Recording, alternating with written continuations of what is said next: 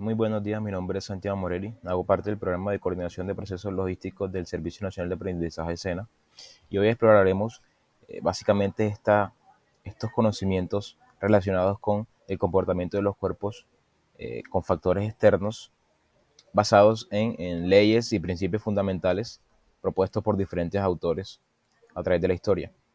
Iniciaremos explorando las leyes de Newton y es que básicamente estas leyes son fundamentales en la física debido a que describen el comportamiento y la relación entre las fuerzas y las masas en representación del comportamiento de los cuerpos respecto a factores externos.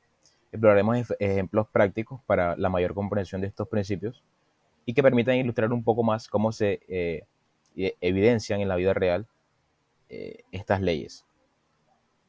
Empezando con la primera ley de Newton, tenemos que es también conocida como la ley de inercia, y es que esta establece que un objeto permanecerá en reposo o un objeto permanecerá en movimiento siempre y cuando no exista una fuerza externa que actúe sobre estos mismos y que hagan que el estado en el que se encuentran cambie. Por ejemplo, un libro que se encuentra en una mesa en reposo no se moverá sino sin que otra fuerza externa o otro factor como el viento o algo por el estilo afecte el estado de reposo en el que se encuentra. Es que este establece que un objeto eh, que sea directamente proporcional a la fuerza neta que actúe inversamente sobre su masa, eh, aplicará la aceleración necesaria para que éste llegue a cierto punto. Por ejemplo, empujar un carro ligero o un carro de menor peso eh, eh, representará menor fuerza que, por ejemplo, empujar un carro con una mayor masa, un mayor peso, eh, para que alcance la misma aceleración que el carro más ligero. Es decir, la fuerza que se aplica en ambos carros no es la misma hasta alcanzar cierto punto de aceleración. En uno requiere más que otra, claramente. Este es un ejemplo un poco más ilustrativo de esta segunda ley. Pasando a la tercera ley de Newton, y es que esta nos dice que cada acción representa una acción opuesta o igual en relación a lo que se aplique. Por ejemplo, un ejemplo clásico es, por ejemplo, los globos estos de aire, donde al liberar el aire, el globo se mueve en la dirección opuesta. Es decir, vemos como esos globos que en las fiestas y demás, que al empezar a desinflarse tienden a moverse descontroladamente, y es que el punto por el que el aire escapa es contrario a la posición en la que el globo va a moverse. Por ende, el aire va hacia un lado y el globo se dirige hacia otro. Esta acción opuesta está fundamentada en la tercera ley de Newton. Otro ejemplo de esto es que cuando saltamos, por ejemplo, y es que al saltar nosotros empujamos el suelo hacia abajo y en respuesta el suelo nos empuja hacia arriba, haciendo que nosotros nos despeguemos del suelo, básicamente.